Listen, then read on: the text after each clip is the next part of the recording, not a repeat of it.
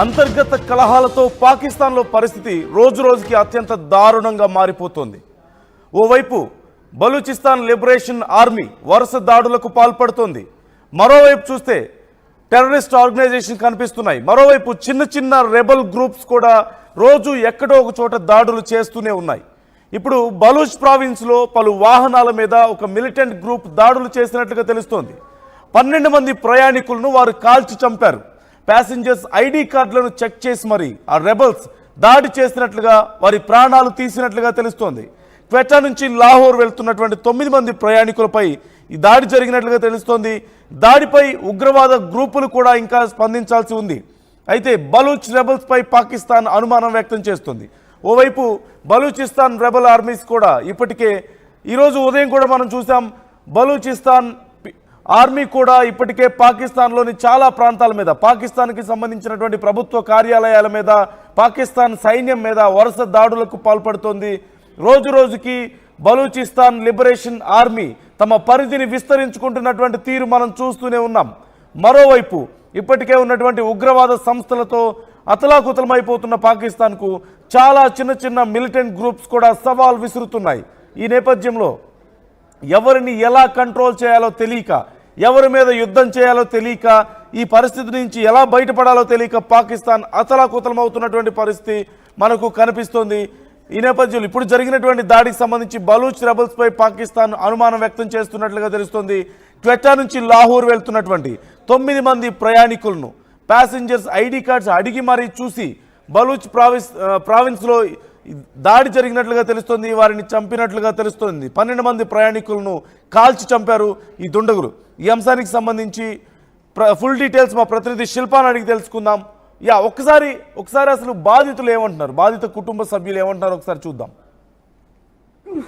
यार मेरा अब्बू फोत हुए तो मेरे भाई उस्मान और जाबर आ रहे थे कोयटा से, मेरी पूरी फैमिली बीएलए वाले ले गए उन्हें।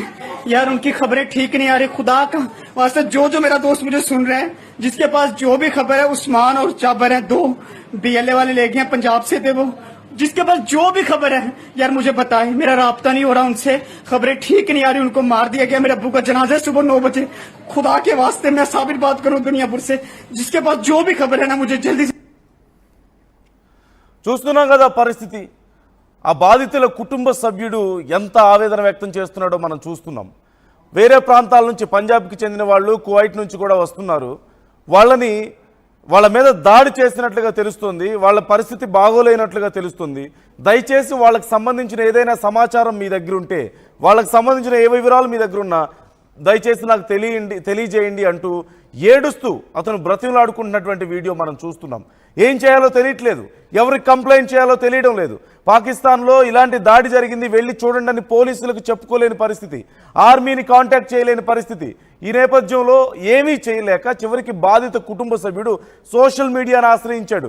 దయచేసి నా కుటుంబ సభ్యులకు సంబంధించిన వివరాలు ఉంటే నాకు చెప్పండి అంటూ ఆయన కన్నీటి పర్యంతమవుతూ, బాధతో గుండెలు అవిసేలా బాధపడుతూ ఆయన చేస్తున్నటువంటి రిక్వెస్ట్ మనం చూస్తూనే ఉన్నాం. ఇది పాకిస్తాన్లో ఉన్నటువంటి పరిస్థితి.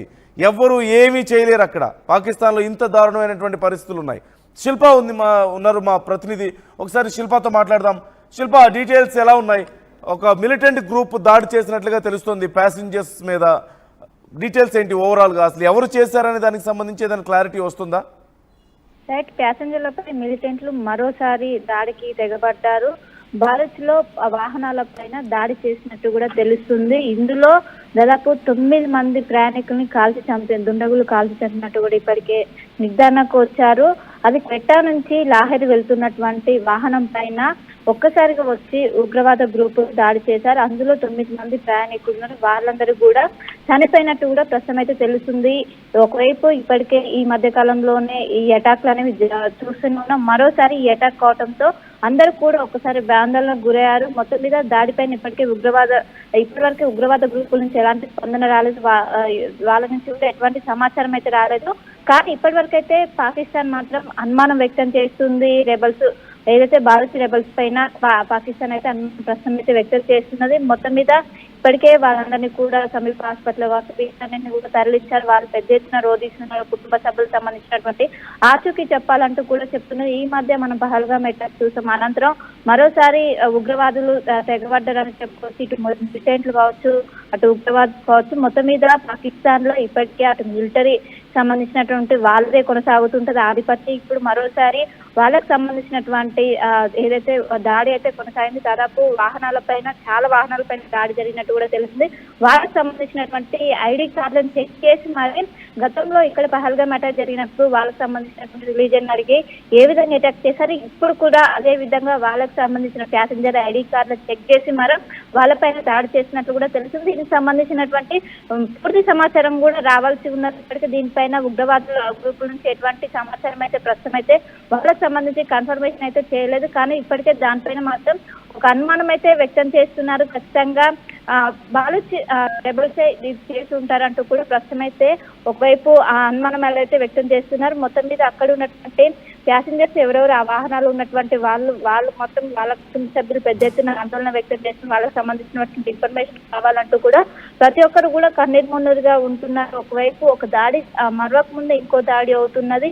ఈ విధంగా ఒకవైపు మిలిటెంట్ ఈ విధంగా చేయడం కూడా ఎవరు కూడా ప్రస్తుతం జీర్ణించుకోలేక ప్రస్తుతం అయితే ఆవేదన వ్యక్తం చేస్తున్నారు. మొత్తం మీద దీనికి సంబంధించినటువంటి పూర్తి సమాచారం కూడా తెలియాల్సి వచ్చింది. ప్రస్తుతం అయితే ఉన్నటువంటి 9 మంది ప్రయాణికులు గురించినట్లయితే ప్రస్తుతం అయితే నిర్ధారణకు వచ్చారు. రైట్, థ్యాంక్ యూ శిల్ప. మొత్తం మీద దీనికి సంబంధించి ఇంకా అక్కడ విచారణ జరుగుతున్నట్లుగా తెలుస్తోంది. ప్రాథమికంగా చూస్తే బెలూచ్ ఆర్మీకి చెందిన వారిగా అనుమానిస్తున్నట్లుగా సమాచారం. మరోవైపు బాధితుల యొక్క కుటుంబ సభ్యులు ఎంత ఆవేదన వ్యక్తం చేస్తున్నారో మనం చూస్తూనే ఉన్నాం. వారికి సంబంధించి ఏ సమాచారం తెలిసినా దయచేసి నాకు పంపించండి అంటూ ఏడుస్తున్నటువంటి తీరు మనం చూస్తున్నాం.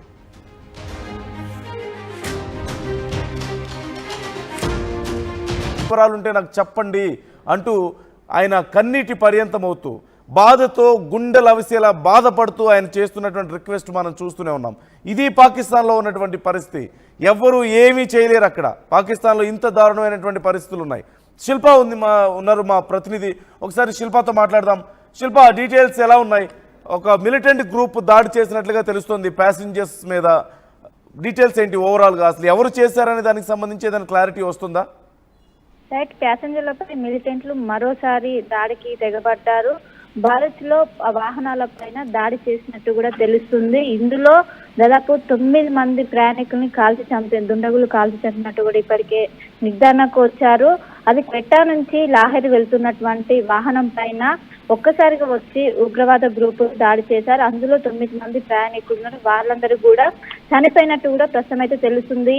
ఒకవైపు ఇప్పటికే ఈ మధ్య కాలంలోనే ఈ అటాక్లు అనేవి చూస్తూనే ఉన్నాం. మరోసారి ఈ అటాక్ కావడంతో అందరూ కూడా ఒకసారి ఆందోళనకు గురయ్యారు. మొత్తం మీద దాడిపైన ఇప్పటివరకు ఉగ్రవాద గ్రూపుల నుంచి ఎలాంటి స్పందన రాలేదు.